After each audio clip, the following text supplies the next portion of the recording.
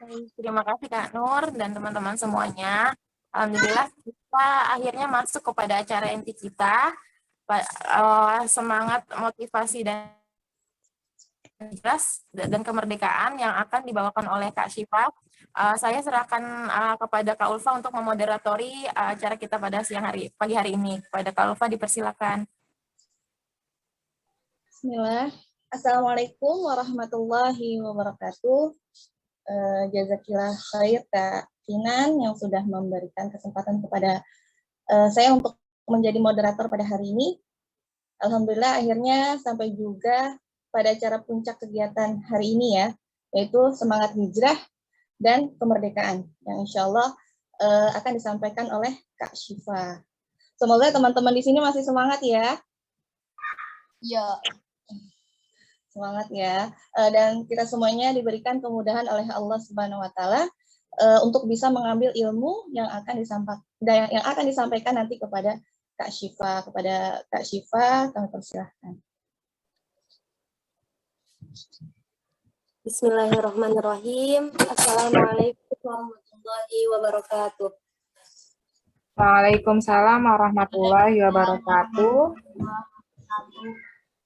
Innal hamdalillah nahmaduhu wa nasta'inuhu wa nastaghfiruh wa na'udzu billahi min syururi anfusina wa min sayyiati a'malina may yahdihillahu fala mudhillalah wa may yudlilhu fala hadiyalah. Asyhadu an la ilaha illallah wa asyhadu anna Muhammadan abduhu wa rasuluhu la nabiyya ba'da. Amma ba'du. Pertama-tama saya ingin mengucapkan jazakumullah khairan katsiran kepada Bu Nina dan kakak-kakak panitia yang telah memberikan saya kesempatan untuk bisa berbagi sedikit pengalaman saya di sini kepada teman-teman semua. Gimana nih teman-teman kabarnya hari ini? Semoga senantiasa sehat selalu ya. Masya Allah.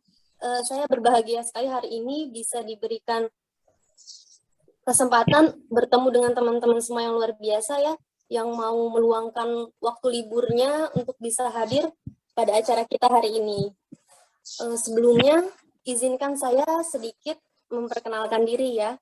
Nama saya Syifa Unisa, dan Alhamdulillah pada bulan November 2015 lalu, Allah memberikan saya kesempatan untuk bisa merasakan menimba ilmu di negeri Sudan, di mana saya memilih Sudan ini atas keinginan saya pribadi. Masya Allah. Dan selanjutnya untuk sesi sharing kita pada hari ini, insya Allah akan dipandu langsung oleh moderator kita, Kak Ulfa. Kepada Kak Ulfa, saya persilahkan. Masya Allah ya Kak, berarti Kak Syifa merdeka banget ya, memilih belajar di Sudan tanpa paksaan, karena kemauan sendiri gitu ya. Pasti di sini teman-teman penasaran banget ya gimana perjuangannya Kak Syifa ke Sudan hingga sekarang. Yuk kita mulai cari tahu ya tentang Kak Syifa. Kak, apa sih alasannya Kak Syifa memilih belajar ke Sudan? Teman-teman di sini mungkin sedikit heran ketika ada yang ingin memilih Sudan untuk melanjutkan studinya gitu ya, dimana kita tahu negeri Sudan itu terkenal dengan kemiskinannya ya. Bahkan saya pernah merasakan ya, menyaksikan di mana pada saat itu mesin ATM itu nggak bisa keluarin duit gitu. Jadi ketika teman-teman saya di sana mau ngambil uang gitu ya, itu mesin ATM nggak berfungsi gitu, nggak bisa mengeluarkan duit itu gitu. Tapi menurut saya ada 2 poin plus yang dimiliki Sudan. Yang pertama, Sudan itu menggunakan bahasa Arab Fusha, bahasa Arab yang baku, sehingga buat teman-teman semua yang ingin melanjutkan perjuangan menuntut ilmunya di Sudan itu insya Allah akan mudah dalam memahami pelajarannya. Ya, karena ustadz-ustadz kita di sana menggunakan bahasa Arab yang baku dalam menerangkan pelajarannya. Jadi nggak perlu lagi tuh teman-teman mengikuti kelas persiapan. Karena biasanya kita ketika menuntut ilmu di luar negeri pasti membutuhkan 1 tahun ya untuk kelas persiapan itu. Dan poin kedua yang menurut saya menjadi nilai plus bagi negara Sudan itu di mana budaya asing belum banyak masuk pada saat itu. Sebagaimana kita tahu ya, budaya asing itu relatif memiliki peran penting di dalam agama ini ya. Jadi insya Allah agama Islam di sana masih murni, belum banyak terkontaminasi dengan budaya-budaya asing yang relatif merusak akidah umat Islam gitu. Mungkin itu sih Kak Ulfa ya, 2 poin plus tadi yang menjadi alasan utama. Iya Kak, berarti walaupun Sudan itu negaranya miskin, tapi Sudan itu rekomen banget ya untuk para pelajar yang mau belajar agama di sana. Karena ya tadi disebutkan 2 poin itu, poin plus yang Kak Siva sebutkan itu, Masya Allah lingkungan yang sangat mendukung ya, dan belum terkontaminasi. Sehingga kita akan lebih fokus gitu ya, akan lebih fokus belajarnya dan lebih mudah paham gitu ya Kak ya. Apa sih Kak tujuan Kak Siva belajar agama, memilih belajar agama itu apa ya Kak tujuannya? Oke. Biasanya ketika kita akan memilih universitas, memilih jurusan, biasanya itu pasti disesuaikan dengan cita-cita kita ya, disesuaikan dengan profesi apa yang ingin dicapai nantinya gitu ya. Terus ketika ingin memilih agama apa gitu yang ingin dicapai, pasti teman-teman bingung ya, nanti otomatis cari kerjanya susah. Ujung-ujungnya paling cuma bisa jadi guru aja gitu ya. Teman-teman di sini pasti pernah mendengar sebuah kutipan, ilmu dulu sebelum berbicara dan beramal. Karena dengan ilmu kita tahu iman, dengan ilmu kita diajarkan sholat, puasa, bahkan bermuamalah dengan manusia itu seperti apa ya, birrul walidain, adat terhadap guru gitu. Mungkin teman-teman di sini juga bingung, emang bisa kita beramal tanpa ilmu gitu ya? Pasti otomatis karena ketika kita beramal kita tahu ilmunya gitu. Saya ingin mengambil satu contoh ya teman-teman dari puasa. Jadi ada orang yang berpuasa tanpa ilmu. Jadi hanya sekedar tahu bahwa Allah itu mewajibkan kita berpuasa pada bulan Ramadan selama 30 hari. Dan ketika bulan Ramadan itu kita dilarang makan dan minum. Pada bulan Ramadan nggak boleh marah gitu ya katanya. Terus juga Masya Allah umat muslimin itu ketika bulan Ramadan ya amalan-amalannya itu luar biasa. Yang biasanya tilawah cuma one day one juz ya, yang sebulan sekali doang khatam, ini kalau bulan Ramadan tuh bisa seminggu sekali khatam ya, Masya Allah. Bahkan pada bulan Ramadan itu umat muslimin berlomba-lomba ya dalam bersedekahnya. Tapi disayangkan sekali ketika bulan Ramadan ini berlalu, amalan-amalan tadi juga ikut berlalu gitu. Sedih banget ya. Padahal kalau kita memahami lebih dalam lagi, kenapa sih Allah mewajibkan kita berpuasa gitu ya? Kenapa mesti sampai 30 hari gitu? Sebenarnya banyak banget yang Allah ajarkan di sini.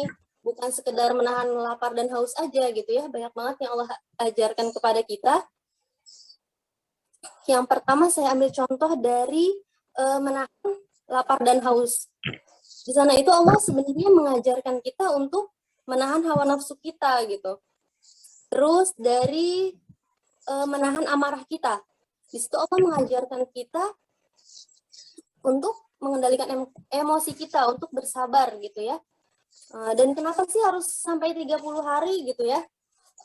Kenapa nggak seminggu aja, nggak 2 minggu aja gitu? Nah, teman-teman pasti tahu suatu amalan yang dikerjakan terus-menerus, komah gitu, itu akan menjadi suatu kebiasaan. Jadi di sini Allah mengajarkan kita untuk membentuk karakter seorang muslim yang baik, karakter seorang muslim yang kuat gitu. Sehingga ketika nanti bulan Ramadan berlalu, kita siap menjalani hari-hari dengan lebih baik lagi, di mana kita tahu ya setan itu mulai nggak dibelenggu lagi gitu ya, jadi mulai berperang melawan hawa nafsu kita, berperang melawan bisikan-bisikan setan gitu. Nah, jadi dari contoh ini kita jadi tahu betapa pentingnya untuk memahami agama Islam ini dengan sempurna. Jadi jangan sekedar tahu aja, tapi kita harus paham lebih dalam, kita harus kenal lebih dalam lagi.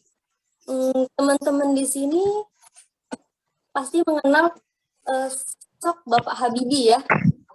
Masya Allah, beliau seorang ahli teknologi.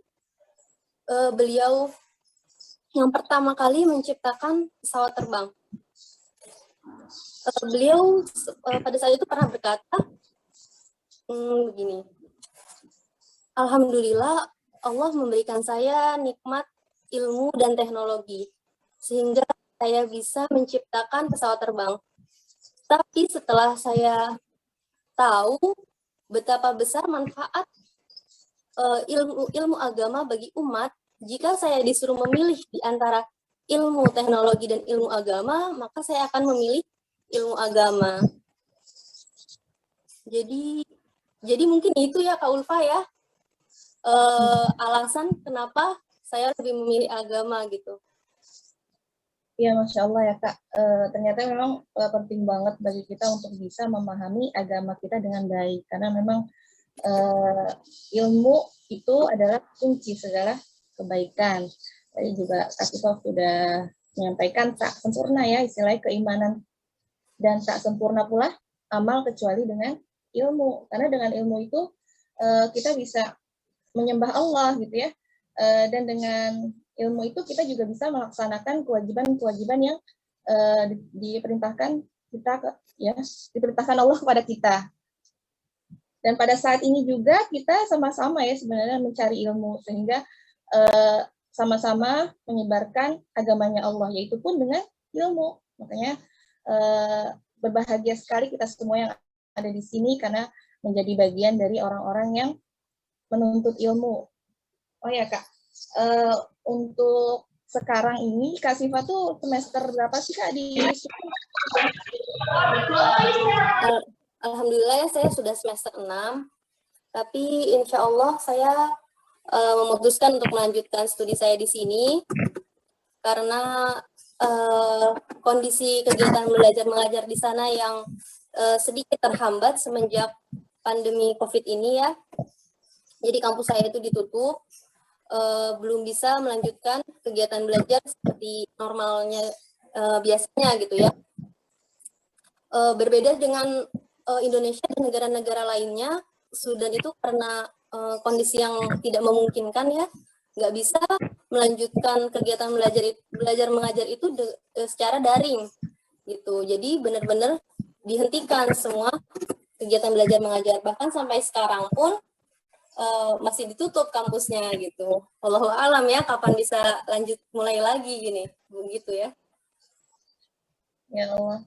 Berarti harusnya sebentar lagi lulus ya Kak, tapi harus memutuskan yang terbaik untuk hijrah ke Indonesia dan tetap belajar. Nah, bagaimana nih Kak untuk menyemangati diri, memotivasi diri, benar-benar harus mulai dari nol lagi nih belajar di Indonesia? Pastinya kalau dipikir-pikir sedih banget ya, tinggal selangkah lagi selesai gitu. Sebentar lagi dapat ijazah gitu kan ya. Berarti kalau gitu nggak jadi lulusan Sudan, sayang banget ya, perjuangan selama ini sia-sia dong gitu.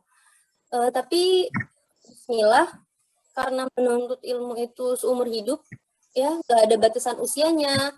Dan yang kita cari ketika menuntut ilmu itu juga kan ilmunya gitu ya. Insya Allah bisa didapatkan di mana aja ilmu itu. Dan ijazah itu sebenarnya hanya bonus aja kok, nggak penting juga kita merek mana, keluaran mana gitu ya. Sebagaimana ada potongan hadis riwayat Abu Hurairah radhiyallahu an, Rasulullah sallallahu alaihi wasallam bersabda, "Man salaka tariqan yaltamisu fihi ilman, sahhalallahu lahu bihi tariqan ilal jannah." Barang siapa menempuh jalan untuk menuntut ilmu, mencari ilmu, maka Allah akan mudahkan jalannya menuju surga. Hadis riwayat Muslim. Masya Allah. Benar banget ya Kak, jadi kita nggak boleh menjadikan belajar kita tolak ukurnya itu mendapatkan ijazah. Tapi seberapa ilmu yang kita dapatkan, tapi seberapa bisakah kita ya mengaplikasikannya dengan sebaik-baiknya. Karena memang ilmu yang bermanfaat itu adalah salah satu amal jariah. Jadi kita benar-benar harus bisa menolak ukurnya bukan dari ijazah ya Kak Siva. Semoga kita semua bisa lebih bersemangat lagi nih belajar menuntut ilmu ya di mana aja dengan ini hadis yang tadi Kak Siva sampaikan, yaitu bahwa Allah akan memudahkan jalan kita ke surga bagi mereka yang menempuh jalan mencari ilmu. Masya Allah. Alhamdulillah untuk sesi serinya sampai di sini, tapi kita akan melanjutkan sesi pertanyaan. Akan ada 3 pertanyaan dari Kak Siva. Jadi bagi teman-teman yang bisa menjawab, bisa langsung ke room chat ya, dan siapa yang cepat, dia yang akan bisa mendapatkan hadiah. Ya, siap-siap ya. Pertama itu adalah apa yang dimaksud dengan hijrah.